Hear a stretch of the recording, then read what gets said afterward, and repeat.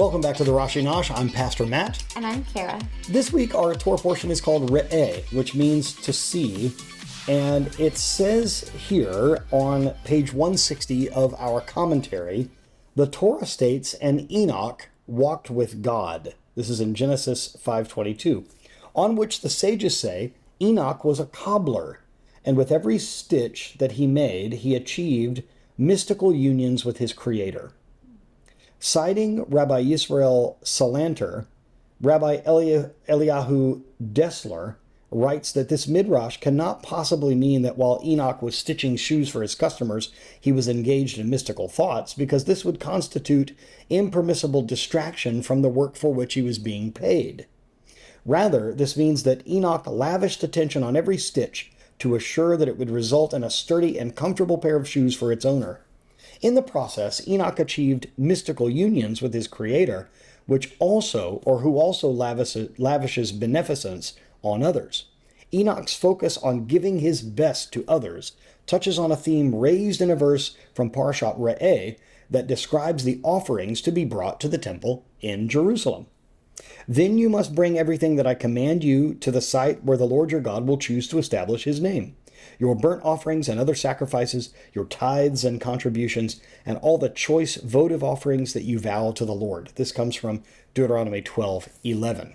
Now Rashi comments on one of these offerings, the choice votive offerings. This teaches that one should bring offerings from the choicest, to bring the best to God. Rashi explains that this verse instructed Jews to bring their very best offerings to the temple. The inherent message, to put forth one's best efforts, is just as relevant to our social relationships, work, and community involvements today. Not only are we more likely to achieve better results in our endeavors, but like Enoch, by attending to rich detail, we may realize a purity of process that draws us closer to our Creator and to God's creation. Now, before we get into our discussion question for today, if you haven't already subscribed to our channel, please do so. Like this video and comment below on something maybe that pertains to your life in this lesson, and please share this video on your social media platforms. Now, the story of Enoch the cobbler illustrates how a beautifully done job can itself be an act of religious devotion. Have you ever undertaken a task or responsibility with a similar level of devotion? If so, how do you understand why you acted this way? Would you consider your deed an act of religious devotion? Did a matter of principle underlie your resolve? I can definitely say yes, and I think I'm thankful for my parents for always teaching us as kids, if you're going to do something, do it as unto the Lord. Do your best.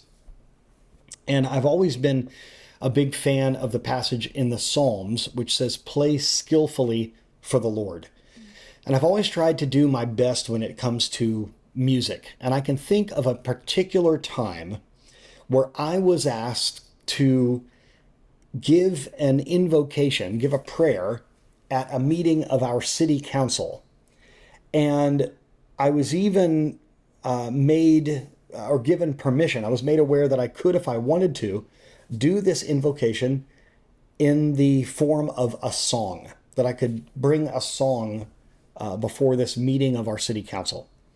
And so I really wanted to do well. So I practiced as much as I could.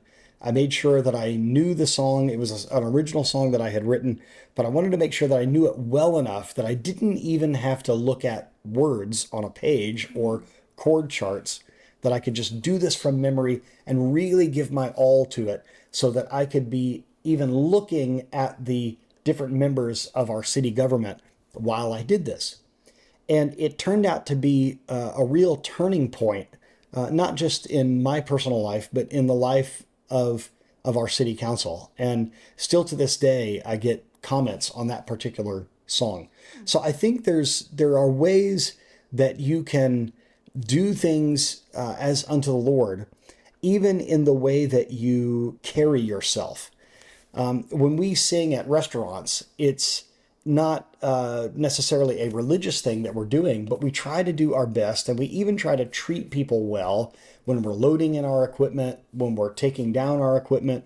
We even try to to be very respectful to the clientele of the restaurant, to make sure that we're very kind to the manager and the service staff and things like that. Just because I really believe that everything that we do ought to be done with a religious devotion. Everything that we do that isn't even a religion based activity, that everything ought to be done as unto the Lord, the best that we can do it, and to present ourselves as ambassadors for the Lord, if you want to look at it that way.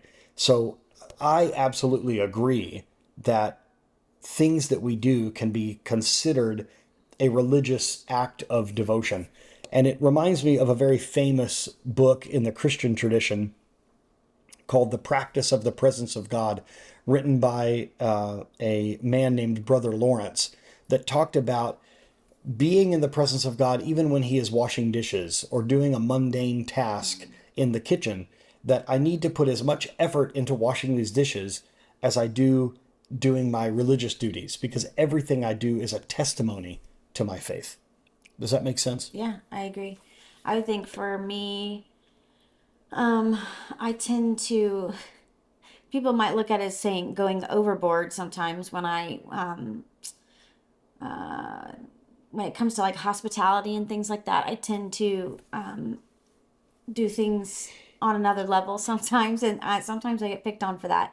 But I think it's along those same lines. It's like I'm really not doing it just for someone to say, "Oh, look what you did." It really is like this is what I have to offer, so I'm going to do the best that I can. So yes, I could just open a bag of chips, or I can put them in a nice bowl, have it on display, have everything all out. You know what I mean? Like to me, that's my way of being able to do everything, to the best of my ability in that mundane task of just setting up food or just But do whatever. you But never make it mundane, and let's be honest, it's never putting it in a bowl. It's putting it on a three-tiered separate bowl thing with a fountain of dip maybe, and whatever. It's wonderful. maybe, but Let's just say that our son's fiance, when she comes over after we've had a meeting, she's very thankful. I say, "Oh, we've recently had a meeting, or we've hosted some people, and there's quite a spread in there." She goes, "Oh, my favorite." Like she loves it when we've just had something, because it's almost like a wonderful buffet that you set out. I love it. it's my thing.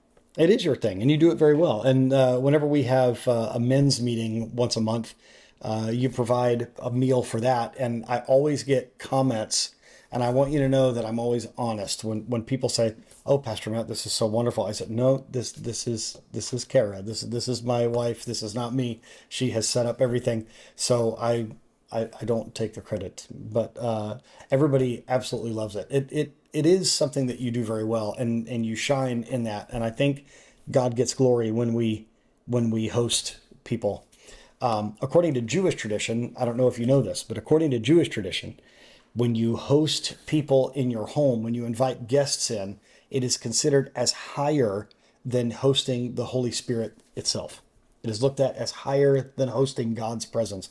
When you invite people into your home, it's called Haknasat Orchim, the welcoming of the guests. And when you welcome guests into your home and serve them, that it is higher than hosting the Shekhinah, the dwelling presence of God. So it is an act of religious devotion. It is an act of worship.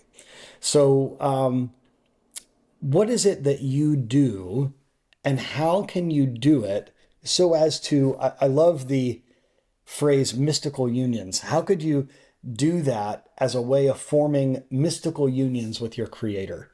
How could you, with every stitch, with every dish of food that you set out for a group of people coming over, with every song that you sing or poem that you write, or with a lot of the young people that were at camp a couple of weeks ago, the pictures that you draw or the paintings that you do, or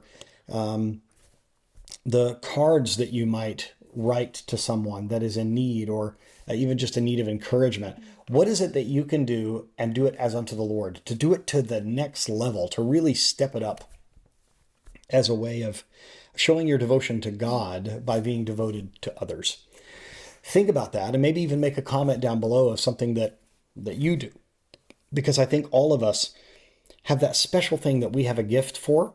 God gave us that gift. And when we honor him with that gift, it's like presenting it back to him. And I think that's a wonderful thing. So thank you once again for joining us. We will see you next week on the Rashi Nosh, and share this video so that many people can be blessed by it. Thank you so much for joining us each and every week, and thank you for your comments and for your encouragement. We will see you next time. Shalom.